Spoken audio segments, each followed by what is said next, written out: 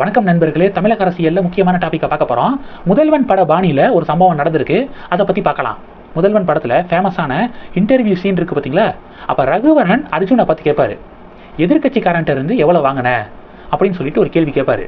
அதுக்கு அர்ஜுன் உடனே சொல்லுவாரு, நீங்க எதிர்கட்சியாக இருக்கும்போது எவ்வளவு கொடுத்துருப்பீங்க அப்படின்னு சொல்லிட்டு அர்ஜுன் உடனே அடுத்த செகண்டே மடக்குவாரு. இது ரொம்ப ஃபேமஸ். கிட்டத்தட்ட இதே மாதிரியான ஒரு சம்பவம் நடந்திருக்கு அப்படின்னு பாஜக ஒரு விஷயத்தை ஷேர் பண்றாங்க. என்ன சம்பவம்? தமிழக பாஜக மாநில தலைவர் அண்ணாமலை அவர்கள் ஒரு வீடியோவை, எதிர்க்கட்சி தலைவராக ஸ்டாலின் அவர்கள் இருக்கும்போது அவர் பேசின ஒரு வீடியோவை ஷேர் பண்ணியிருக்காரு. அந்த வீடியோவில் ஸ்டாலின் அவர்கள் என்ன பேசுறாரு அப்படின்னா, எடப்பாடி பழனிசாமி அவர்களுடைய ஆட்சியை விமர்சனம் பண்றாரு. எனது கமிஷன் அடிச்சு 5 லட்சம் கோடி கடனாளி மாநிலமாக மாற்றி வச்சிருக்காங்க தமிழகத்தை அப்படின்னு எதிர்க்கட்சி தலைவராக இருந்த ஸ்டாலின் அப்போ பேசியிருக்காரு. அந்த வீடியோவை எடுத்து போட்டு, இப்போ தமிழ்நாட்டுடைய கடன் சுமை எவ்வளோ தெரியுமா? இந்த பட்ஜெட்டு தமிழ்நாட்டுடைய பட்ஜெட்டு வர 14ஆம் தேதி தாக்கல் செய்யப்பட இருக்கு. இந்த நிதியாண்டு முடியும் போது தமிழ்நாட்டுடைய கடன் சுமை 9.5 லட்சம் கோடியை நெருங்கியிருக்கும்.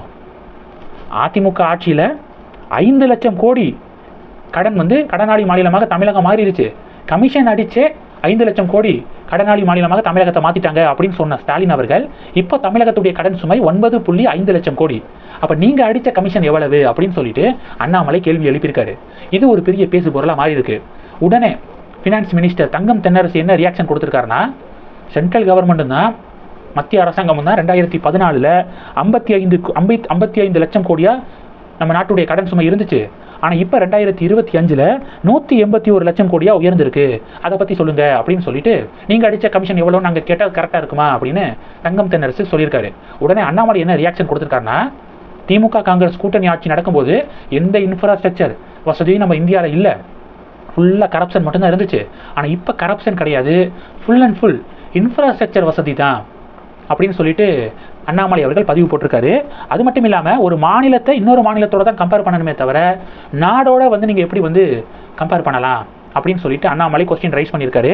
இதில் முக்கியமாக பார்த்தீங்கன்னா, இது குறித்து நம்ம ஆய்வு செய்யும்போது தமிழக அரசாங்கம் கடன் வாங்குறாங்க பார்த்தீங்களா, அது குறித்து நம்ம ஆய்வு செய்யும்போது இதே சென்ட்ரல் கவர்மெண்ட் கடன் வாங்குறாங்களே, சென்ட்ரல் கவர்மெண்ட் வாங்கக்கூடிய கடனை அவங்க எதுக்கு அதிகமாக யூஸ் பண்ணுறாங்க, ஸ்டேட் கவர்மெண்ட் மாநிலம் தமிழக அரசாங்கம் வாங்கக்கூடிய கடனை அதை எதில் அதிகமாக செலவு பண்ணுறாங்க அப்படின்னு சொல்லிட்டு ஆய்வு செஞ்சு பார்க்கும்போது, இப்போ தமிழ்நாடு அரசாங்கம் ₹1 கடனாக வாங்குறாங்க அப்படின்னா அதில் 30% மட்டும்தான் வளர்ச்சிக்கான முதலீடாக ஸ்பெண்ட் பண்ணுறாங்க.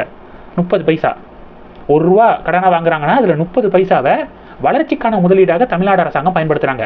மீதி 70 பைசா அரசு ஊழியர்களுக்கு சம்பளம் கொடுக்கறது, இது மாதிரி ஆல்ரெடி வாங்கின கடனுக்கு வட்டி கட்டுறது, இதில் போயிடுது 70 பைசா. மத்திய அரசாங்கம் ₹1 கடனாக வாங்குறாங்க அப்படின்னா அதில் 90 பைசா வளர்ச்சிக்கான முதலீடாக ஸ்பெண்ட் பண்ணுறாங்க. 90 பைசா 90% வளர்ச்சிக்கான முதலீடாக மத்திய அரசாங்கம் பயன்படுத்துகிறாங்க. அப்போ தமிழக அரசாங்கம் வாங்கக்கூடிய ₹1 கடனில் 30 பைசா மட்டும்தான் வளர்ச்சிக்கான முதலீடு.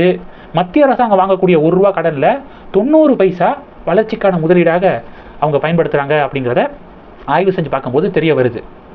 ஸோ இந்த டாப்பிக்கை பற்றி உங்களுடைய பார்வைகளை மறக்காமல் கமெண்ட் பண்ணுங்கள். தொடர்ந்து கணக்கில் இருங்க. அடுத்தடுத்து நிறைய பதிவுகளை பார்க்கலாம். நம்ம சேனலுக்கு சப்போர்ட் பண்ணணும் அப்படின்னு ஆசைப்பட்டீங்கன்னா, நான் பேசக்கூடிய வீடியோக்கு கீழே நன்றி அப்படிங்கிற ஆப்ஷன் இருக்குது. அதை கிளிக் பண்ணி உங்களால் முடிந்த தொகையை சேனல் வளர்ச்சிக்காக கொடுத்து உதவி செய்யலாம். இல்லை ஜாயின் பட்டனை கிளிக் பண்ணி நம்ம சேனலுக்கு மெம்பராக ஆகலாம்.